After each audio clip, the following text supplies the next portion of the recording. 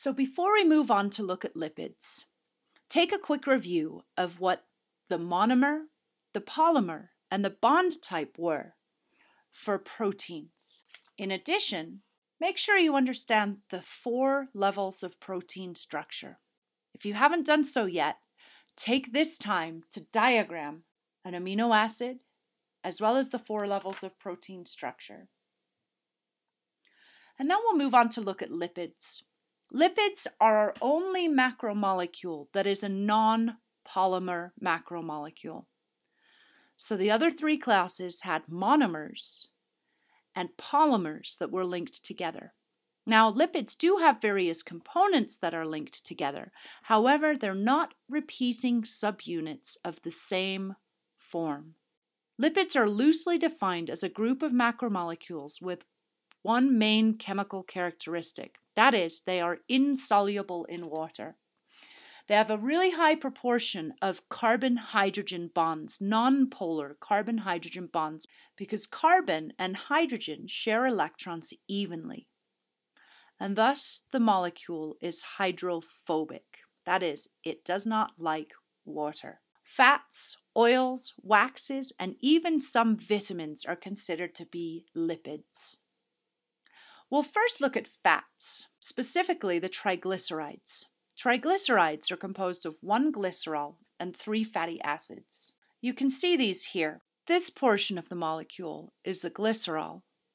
And then each of these chains is a fatty acid chain, a long chain of carbons, each having the octet rule satisfied by connection to a pair of hydrogens and another pair of carbons. Again, when we look at the space-filling model, here is the glycerol, and then here are each of 3 fatty acid tails.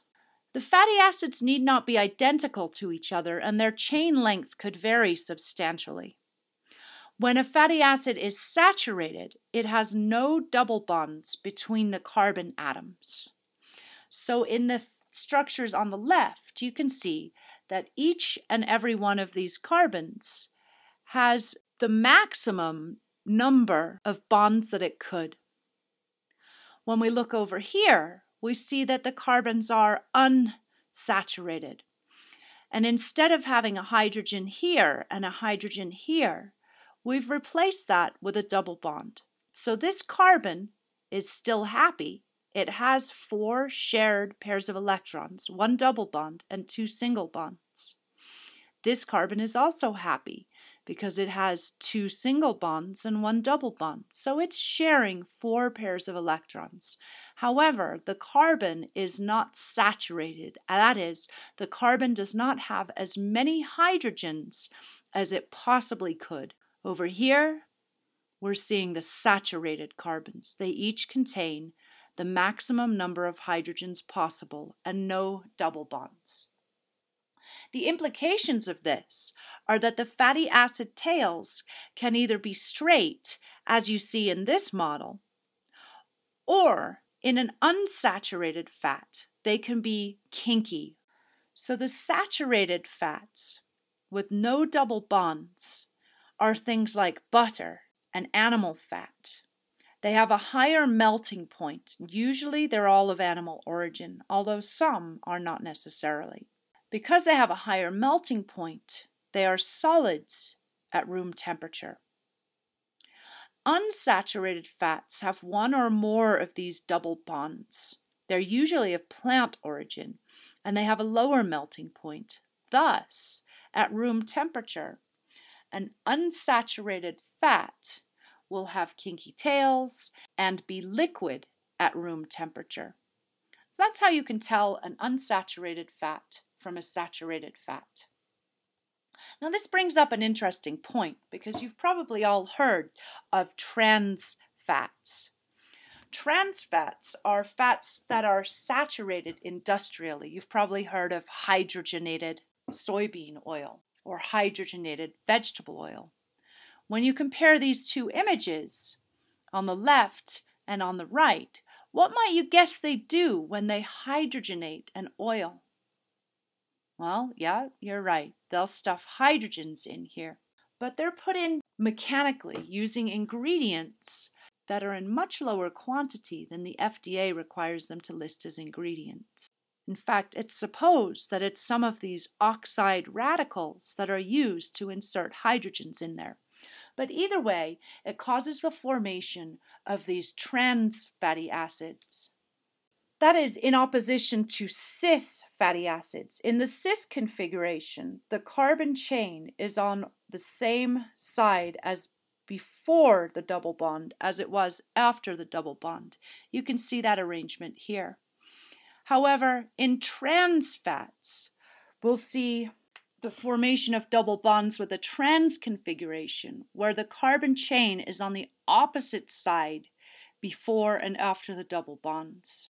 And these trans fats have been linked to elevated levels of low-density lipoproteins, or our bad cholesterol, and lowered levels of the high-density lipoproteins, or good cholesterols. That's why it's recommended that we stay away from any trans fats. First of all, they're associated with increased risk of coronary heart disease. Second of all, they're synthetically manufactured with ingredients that you don't have to be told about. So the question comes then, should I eat butter or margarine? Well, look on the container of margarine. I'll bet you that it says partially hydrogenated, which means you could have trans fats as well as synthetic components in there that you really don't want to put in your body. So at the end of the semester, you'll be asked to give a presentation on something controversial, something interesting that extends beyond the scope of what we cover in class. So any of these ideas that I bring up throughout the semester, you're welcome to claim and produce an outline for. Perhaps you want to take on trans fats and what sorts of foods they're in and how dangerous they are, and go into more detail on the partial hydrogenation of soybean oil and such. Now let's look into our second class of lipids, the phospholipids. Phospholipids are similar to the triglycerides in that they're composed of glycerol and fatty acids. However, in this case, there's only one glycerol and two fatty acids, as well as a phosphate group or a polar head.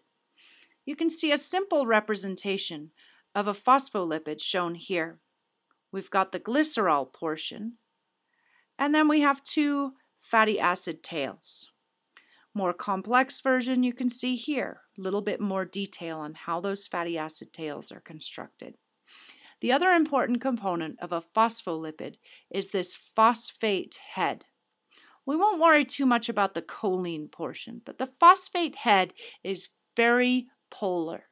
Thus, it's hydrophobic, and this has some big implications in how biological membranes form. We'll often look at our phospholipid in this form, where the phospholipid head or phosphate group is polar and these tails are nonpolar.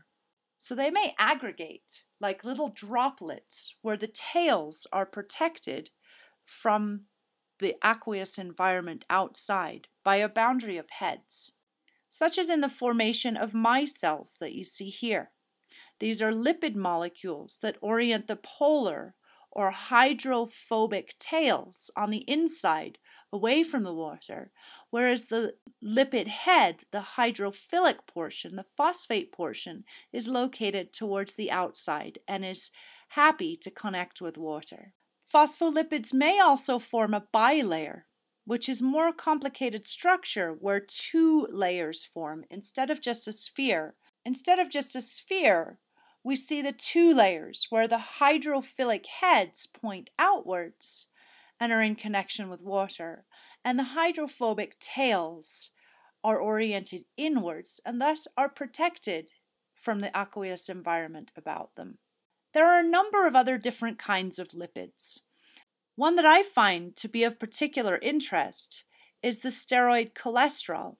It's a precursor for vitamin D3, which is very important in the uptake of calcium.